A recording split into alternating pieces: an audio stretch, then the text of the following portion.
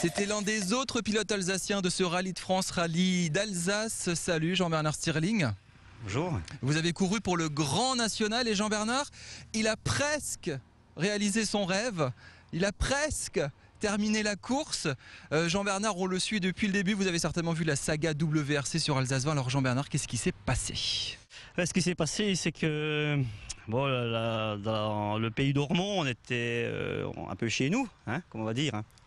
Et puis sur la dernière partie sale, on va dire, une des dernières parties sales, dans la dernière gauche, on s'est mis à la corde comme tout le monde, parce que si on ne va pas à la corde, on était directement dehors. On a suivi les traces des petits copains de devant. Et la voiture, à la sortie de la corde, elle s'est délestée de l'arrière.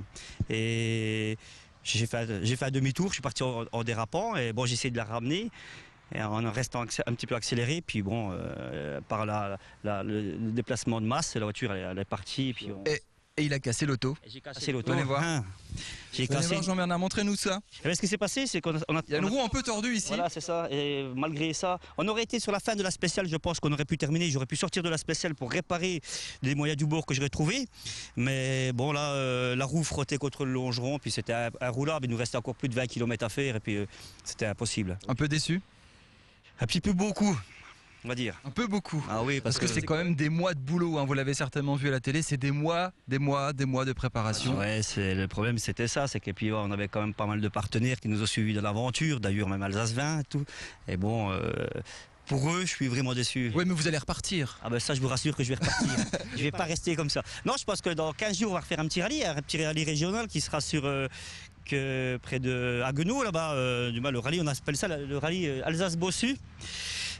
Donc on répare la roue, on nettoie la voiture et c'est reparti. On nettoie la voiture, on répare la roue, on fixe un peu le pare-choc à l'avant. Oui, parce qu'il a aussi pris un petit coup, hein. Regardez. En fait, vous êtes méchant, vous, avec les voitures. Hein. Mais ça fait quand même plusieurs années que j'avais plus fait de sortie de route. Et là, quoi, deux chocs d'un coup. Deux chocs d'un coup, un devant, un derrière en même temps. Hein.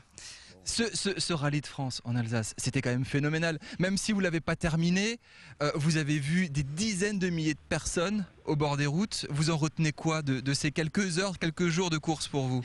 J'en retiens quoi? La première chose que j'ai fait quand on était dans les premières spéciales de la première journée, ce que j'ai vraiment, ça m'a fait chaud au cœur, c'est quand j'ai vu un public, déjà d'une part discipliné, dans les zones spectateurs qui étaient dans des endroits bien précis pour eux, ils respectaient tous les gens. Au niveau rallye du championnat du monde, l'Alsace est exemplaire parce que quand on voit comme les gens étaient disciplinés, et ça c'est un grand bravo pour tous les gens qui étaient là, le public, ça venait de tous les pays de toute façon. Hein. Et l'année prochaine, on vous revoit? Et l'année prochaine, on va revoir.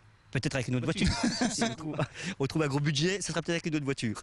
Jean-Bernard Stirling, pilote de rallye alsacien qui a couru le Grand National, merci beaucoup. C'est moi qui vous remercie. Allez, je vous le dire, merde, pour la suite. Ça j'aime entendre.